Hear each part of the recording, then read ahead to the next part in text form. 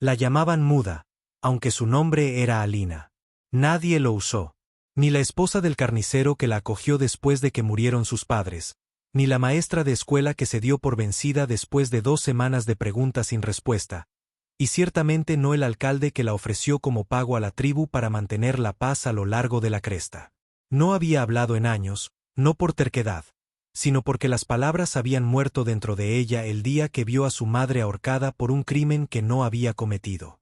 El pueblo nunca perdonó el silencio en un lugar donde el chisme era moneda corriente y el silencio era traición. Así que cuando el jefe Toma de los apaches llegó bajo los términos de una frágil tregua, granos a cambio de paz, el alcalde agregó algo extra. La muchacha muda, delgada y sin voz, parada descalza junto a un saco de maíz. No nos sirve de nada, había dicho el alcalde. Quizás entre tu gente ella encuentre su propósito. Alina no se inmutó. Ella no lloró ni suplicó. Ella simplemente permaneció de pie, con las manos juntas y los ojos fijos en el suelo. La gente del pueblo murmuraba que los apaches no querrían una muchacha rota. Pero Toma no lo dudó. Él aceptó el grano y luego, ante la incredulidad de todos, extendió la mano y la ofreció a la niña como si fuera de la realeza. Alina lo siguió sin preguntar, sus pies descalzos pisando el borde de la única vida que había conocido.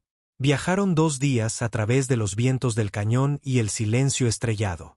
Los guerreros que estaban con él nunca le hablaron, pero tampoco se burlaron. Nadie se burló. Nadie preguntó. La segunda noche, mientras el fuego crepitaba y los coyotes gritaban desde más allá de los acantilados, Toma se sentó a su lado. Un tazón de frijoles en sus manos. Él no la miró mientras hablaba. Creen que el silencio significa vacío, dijo. Pero en nuestro idioma, no tenemos una palabra para el silencio que signifique ausencia. Solo escucha, quietud, espera. Alina lo miró sobresaltada. Él no la empujó, simplemente colocó el recipiente cerca de sus pies y se alejó. Al día siguiente, en el pueblo, nadie señaló. Nadie le pidió que hablara. Simplemente le dieron una manta, una palangana y espacio. Fue la primera bondad que no requirió palabras. Esa noche, mientras yacía bajo unas estrellas más nítidas que cualquiera que hubiera visto, presionó sus dedos contra su garganta. Todavía no llegó nada. Pero por primera vez, ella no se avergonzó, porque bajo la luz del fuego de los extraños, no se habían reído de ella, sino que habían sido recibidas. Y se dio cuenta de que también era una especie de lenguaje. Al final de su primera semana en la aldea apache, Alina había aprendido a trenzar cestas de agua, a moler maíz azul hasta convertirlo en polvo fino y a cuidar las hileras de calabazas y frijoles del jardín sin que nadie le dijera a dónde ir. Las mujeres no rondaban. Ellos observaron, luego asintieron y luego la dejaron trabajar. No fue aprobación. Fue confianza. Y esa confianza le dio espacio para moverse. Su silencio ya no causó sorpresa. Era simplemente parte de ella. Pero fueron los niños los primeros que lograron abrir algo en su interior. Un niño de no más de 6 años la siguió una mañana mientras ella llevaba baldes de agua del arroyo. Él tampoco habló. No porque no pudiera, sino porque no lo necesitaba. Le entregó una piedra lisa, gris, con una raya roja en el medio. Ella asintió. Él sonrió. Ese fue todo el intercambio. Al día siguiente, se le unió una muchacha con coletas trenzadas. Ella le entregó una pluma a Alina. Luego vino otro niño. Esta ofrece una pequeña muñeca tosca tejida con hilo. Al final de la semana, los bolsillos de Alena estaban llenos de regalos. Nunca le pidieron que hablara. Solo se quedaron cerca. Esa tarde, Toma convocó a todo el pueblo. En el centro crepitaba un fuego. Los niños se sentaron con las piernas cruzadas. Los ancianos se apoyaban en bastones. Alina se quedó parada en el borde, sin estar segura de si pertenecía allí. Entonces Toma levantó una mano y le hizo un gesto para que avanzara. En la palma de su mano había algo inesperado. Un tambor de cuero crudo, pequeño, ligero, bellamente pintado con dibujos de color carmesí y turquesa. Él lo puso en sus manos y asintió. No uses tu voz, dijo. Así que deja que el fuego escuche tus manos. Al principio ella dudó. Ella nunca había tocado un instrumento. Pero mientras los aldeanos aplaudían al ritmo y el primer cántico se elevaba hacia el cielo, Alina agarró el marco de madera y lo golpeó una vez, 2 veces, suavemente. El sonido resonó bajo y verdadero. El ritmo la tomó por sorpresa. No era solo un ruido. Era algo dentro de ella que se soltaba. Jugaba sin pensar, más rápido, más lento, como si estuviera aprendiendo a hablar a través de la vibración de la piel y el cuero. Cuando el canto terminó y el tamborileo disminuyó, Toma la miró, no con orgullo, sino con algo más profundo. La montaña te escucha ahora, dijo. Ella no sonrió, pero sus manos tampoco temblaron. Y por primera vez en años, su cuerpo sintió que decía la verdad. No en palabras, en ritmo, en quietud, en sonido que nadie exigió pero que todos escucharon. Apareció por primera vez al amanecer, agachado cerca de los caballos y con las manos cubiertas de ceniza. Alina lo había visto antes desde lejos, más alto que los demás, con el rostro tallado como piedra y ojos que nunca se detenían. Lo llamaron Takakota. Los demás susurraron que había perdido a su hermana en la última incursión y que no había hablado desde entonces. Un silencio que se encuentra con el silencio. Ella no se acercó a él, no por miedo, sino porque comprendía el peso de la quietud que no era timidez.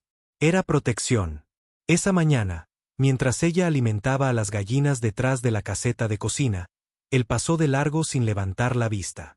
Pero cuando ella resbaló y dejó caer el cuenco de comida, él se giró, no con alarma, sino con atención. Él dio un paso adelante, levantó el cuenco y lo colocó nuevamente en sus manos. Ningún asentimiento, ningún sonido, solo un encuentro de miradas. Y luego siguió caminando. Esa tarde encontró un trozo de cuerda de cuero que había quedado en el tambor. Le habían dado un regalo. No necesitaba preguntar a quién. Los siguientes días transcurrieron tranquilamente. Él pasaba mientras ella trenzaba hilos o llevaba agua, sin hablar nunca, sin mirarla demasiado tiempo, pero siempre cerca. Siempre al borde. Ella empezó a notar cosas. La forma en que se movía sin hacer ruido.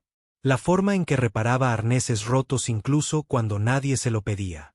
La forma en que los niños se detenían para sentarse cerca de él, aunque nunca decía una palabra.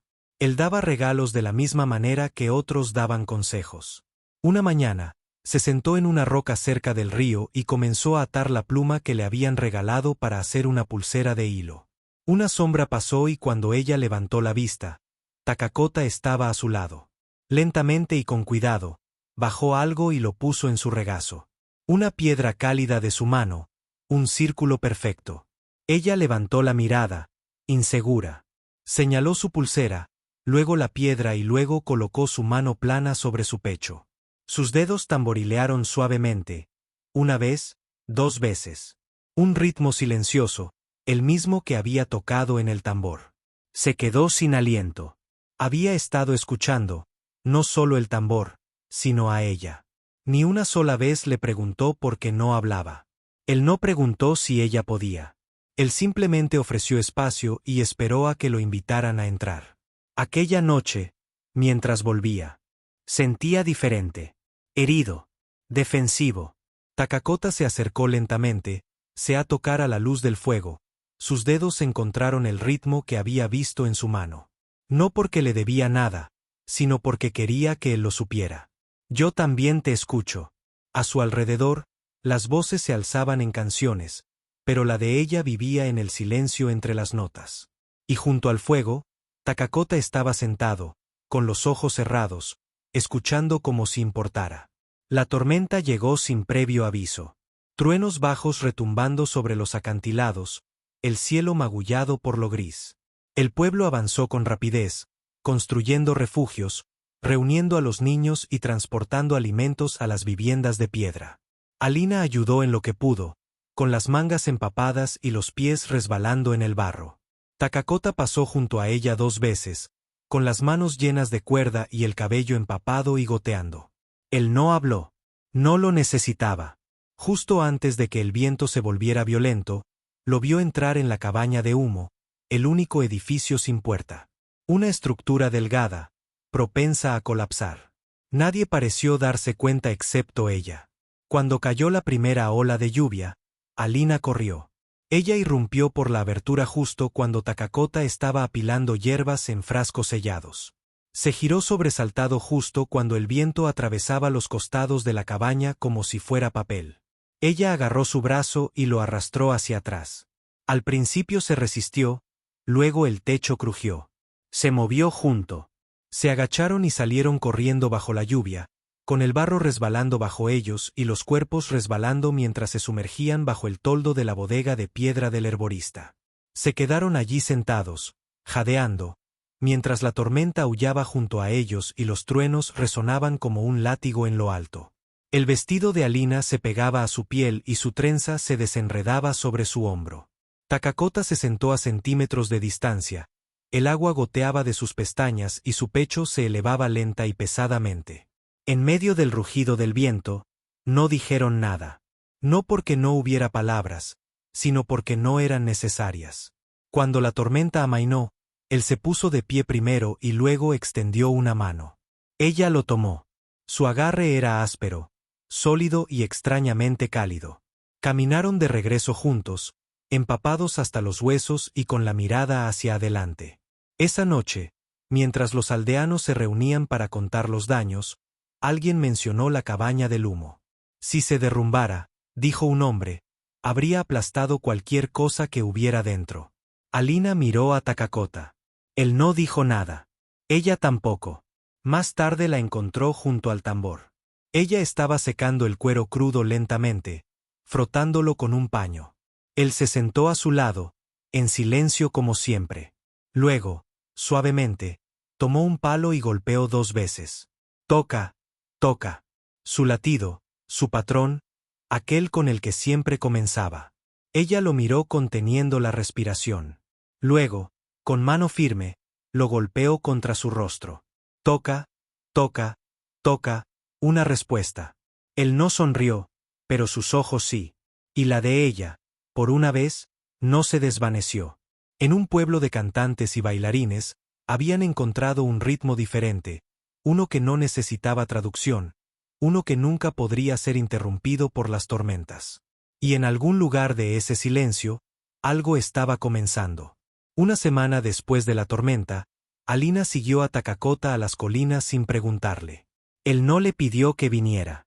Él simplemente pasó junto a ella mientras recogía raíces, se detuvo e hizo un gesto con la mano. Eso fue suficiente. Ahora ella confiaba en él como antes no confiaba en nadie. La subida era empinada, excavada en la arenisca y sembrada de musgo seco. Al mediodía llegaron a una meseta oculta, sembrada de losas de piedra planas y rocas lisas. El sol lo bañaba todo de oro y el viento susurraba a través de las grietas como si fuera el aliento. En el centro del claro había una gran roca, ancha como una mesa, con su superficie cubierta de marcas talladas a mano. Alina se acercó más. Pictogramas extraños bailaban sobre la piedra. Formas de pájaros, montañas, círculos dentro de círculos. Sus dedos se cernían cerca de los grabados, pero no los tocaban. Ella no necesitaba hacerlo. Las historias hablaban sin voz. Takakota se puso a su lado y señaló una imagen. Una niña en espiral, su figura pequeña pero central. A su alrededor había olas, animales, estrellas. Se dio un golpecito en el pecho, luego señaló la imagen y luego a ella. Este eres tú. Alina se quedó mirando, no solo el grabado, sino también lo que significaba.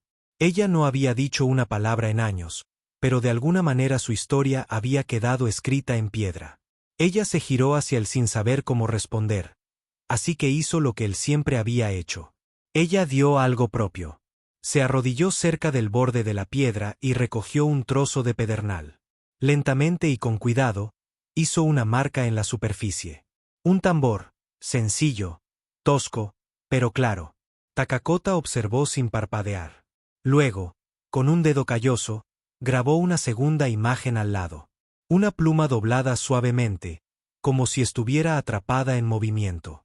Se sentaron uno al lado del otro mientras el viento pasaba sobre ellos como agua. Sin palabras, solo tallado. Cuando terminaron, el sol ya estaba bajo.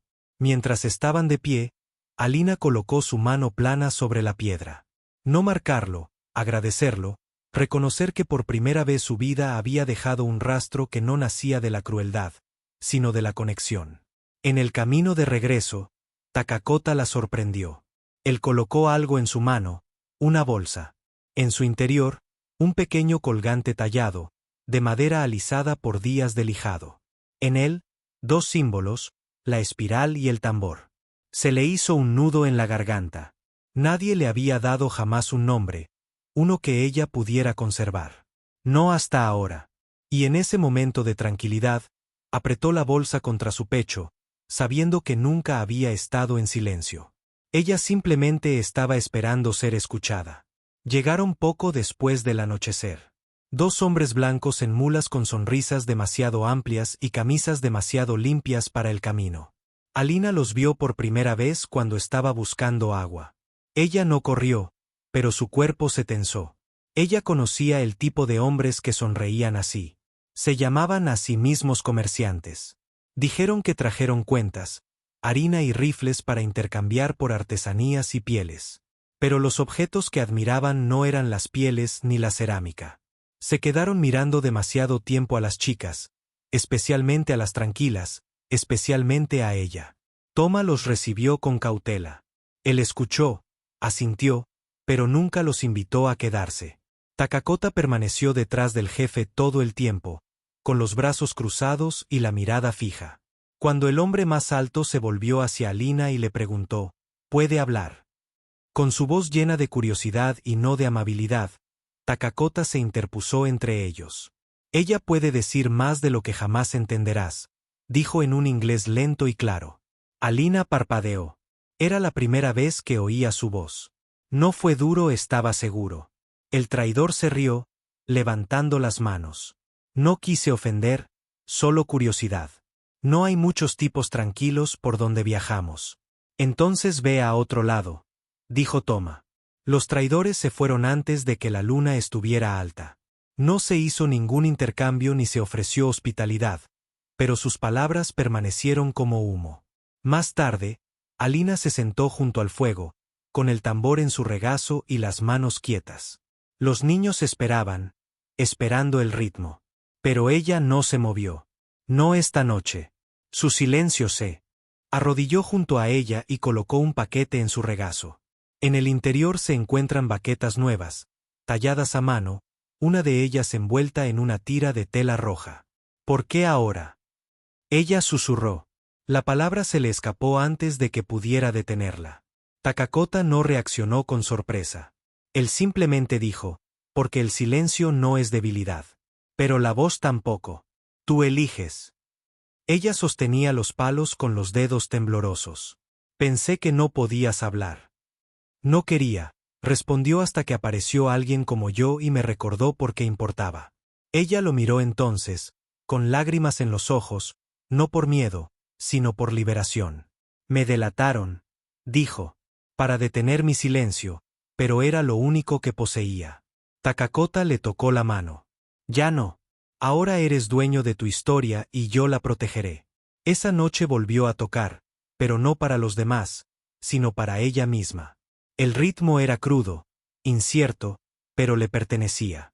Cada latido decía lo que ella nunca pudo. Y mientras ella jugaba, Takakota se sentó cerca, sin mirar, sin juzgar, solo escuchando, como lo hace alguien cuando el amor no es ruidoso. Pero es cierto. 3 días después de que los traidores se marcharon, siguieron los problemas. Un rastro de polvo se elevaba a lo largo de la cresta. 5 caballos, todos marcados con la marca de Fort Big Cam. Soldados. Alina los vio desde la ladera. Cesta de frijoles en su cadera. Ella se quedó congelada. Cuando llegó al pueblo, los soldados ya estaban desmontados, hablando con Tekoume. Su líder, un teniente con 2 botones brillantes y poca edad en los ojos, agitaba un papel. Uno de ustedes está albergando a una niña fugitiva, dijo. Blanco, 20 y tantos años, mudo, entregado a una tribu a cambio de paz. Su pueblo quiere que regrese. Las palabras atravesaron el aire.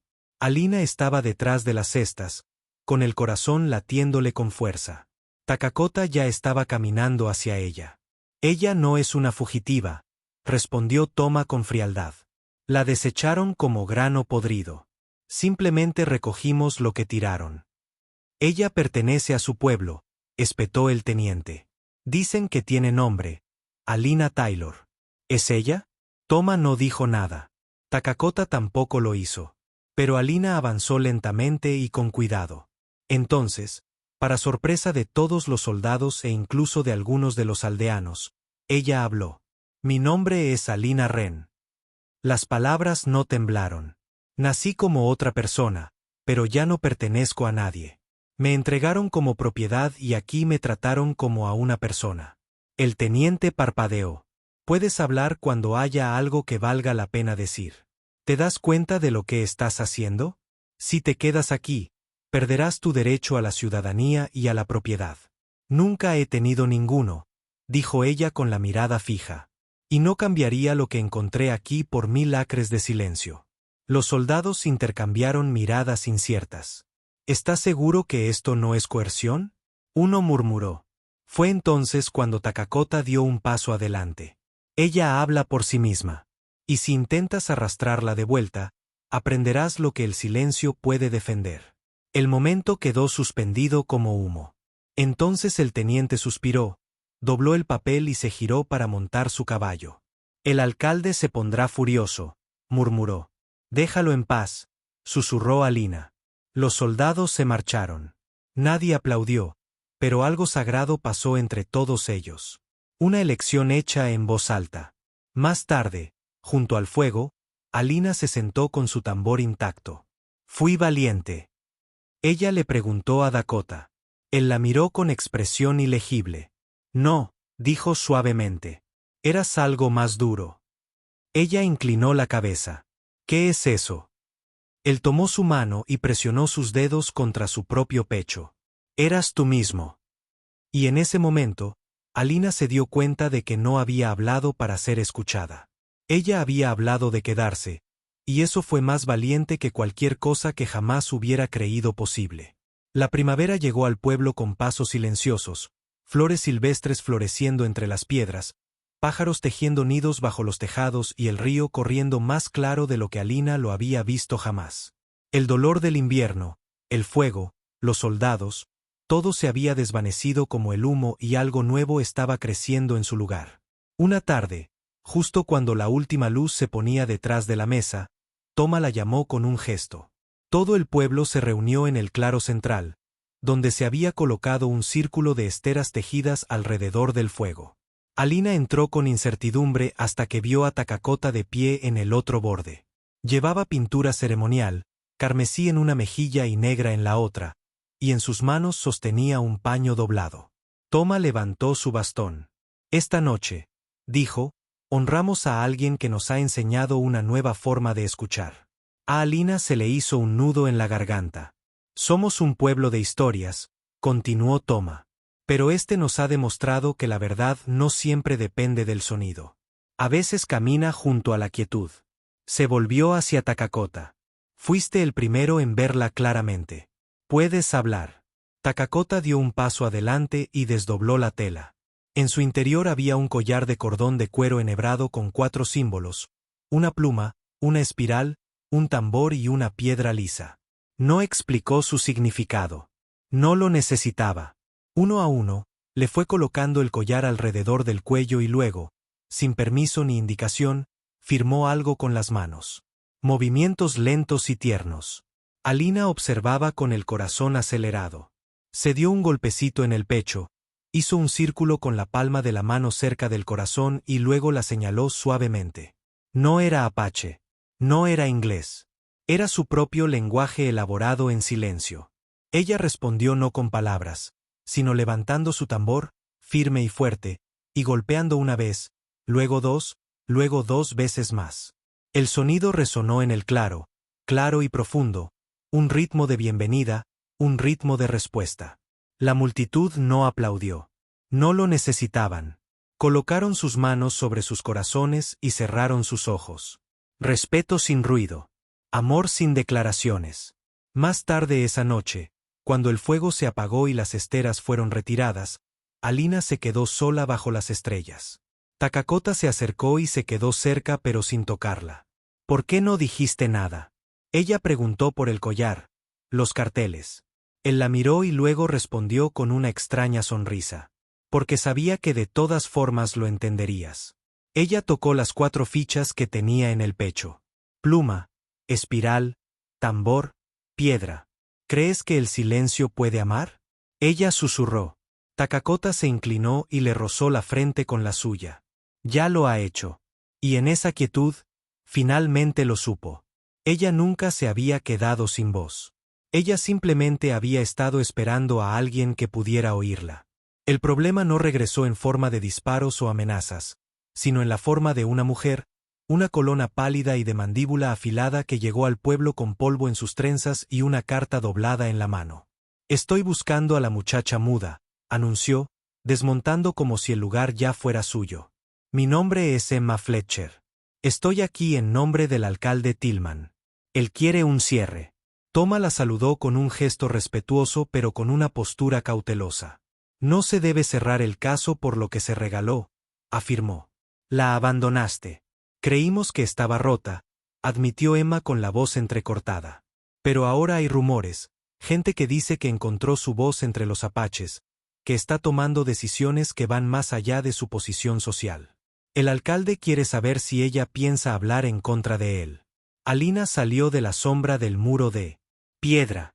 Llevaba el collar que Dakota le había regalado y su tambor estaba debajo de un brazo. Ella no se inclinó. No se inmutó. ¿Quieres saber si diré la verdad? Dijo. Que comerciaba con una muchacha como si fuera grano. Que me hizo callar de vergüenza. Emma se sorprendió. Entonces, ¿hablas ahora? Cuando importa, respondió Alina. Pero esto no es así. Ella dio un paso adelante, con los ojos fijos en la mujer. ¿Crees que tus palabras tienen más peso que las mías? Pero aquí afuera nadie necesita volumen para ser escuchado. Tengo testigos. Tengo raíces. Yo tengo amor. La boca de Emma se abrió, pero no salieron palabras. Por primera vez en su vida, Alina vio como alguien más se quedaba sin palabras. Dígale al alcalde, dijo Alina con calma, que no regresaré. Ni en cuerpo, ni en silencio, ni en vergüenza. La mujer se movió, incómoda. Serás borrada del registro. Sin registro, sin nombre. Entonces grabaré mi nombre en piedra, respondió Alina. Sobrevivirá a cualquier página de tus libros. Toma se acercó a ella, y Takakota también. Tras ellas, las mujeres de la aldea se reunieron, sin gritos ni enojo, simplemente presentes, juntas. Emma dudó, luego se giró y montó en su caballo. No miró atrás. Esa noche, Alina permaneció junto al río, observando el reflejo de la luna en la orilla. Takakota se unió a ella, rozando su hombro con el suyo.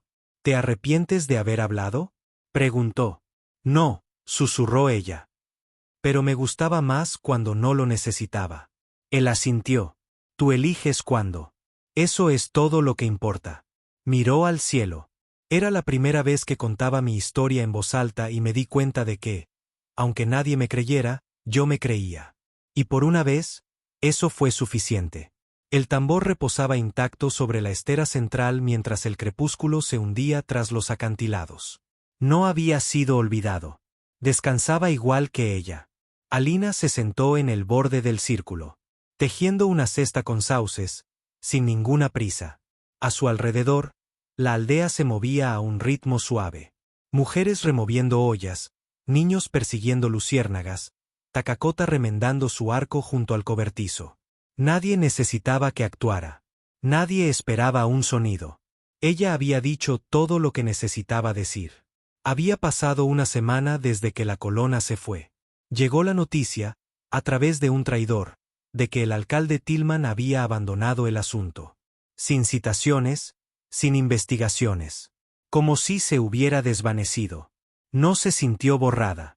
Se sintió reescrita. Takakota se acercó por detrás y se arrodilló, colocando algo en su regazo. Una pequeña caja de madera finamente lijada con un solo símbolo tallado en la tapa. La espiral. Su marca. ¿Qué es? Ella preguntó suavemente. Ábrelo. En el interior, apoyado sobre un cuadrado de tela roja, había un único colgante de piedra tallado en forma de llama. Debajo, una tira de piel pintada con una escritura irregular. No podía leerlo, pero reconoció el nombre. Alina no es el nombre con el que nació, sino el nombre que eligió tener. Le pregunté a los ancianos, dijo Dakota. Estuvieron de acuerdo en que ya era el momento. ¿Para qué? Para que pertenezcas sin cuestionamientos. Ella miró hacia arriba. Ya lo hice. Ahora está escrito. Él se sentó a su lado en silencio. Una vez me preguntaste si el silencio podía amar. Ella asintió. Y creo que dijo lentamente que es el único tipo que nunca miente. Las palabras se pueden tergiversar, pero el silencio. O te sostiene o no te sostiene. Alina apoyó la cabeza en su hombro, inhalando el humo y la salvia. ¿Seguirás sentándote conmigo cuando no tenga nada que decir? Ella preguntó. Siempre, incluso cuando el mundo se vuelve ruidoso otra vez. Sobre todo entonces. Más tarde, cuando las estrellas salieron y el fuego se apagó, ella se paró frente a su tambor una última vez. Ella tocó 3 ritmos suaves. Uno por la niña que regalaron, uno por la mujer que pronunció su nombre y uno por el silencio que los había acompañado a ambos. Luego ella se alejó. Ella ya no necesitaba quedarse junto al tambor. Siempre estaría allí. Sí, pero ahora ella también estaría allí. Arraigado, visto, amado. No a pesar de su silencio, sino gracias a él. Por favor, dale me gusta, comparte y suscríbete para apoyar más historias sinceras sobre las historias que quedaron atrás. Si la hubieras visto allí, ¿hubieras entrado tú también? Cuéntanoslo en los comentarios.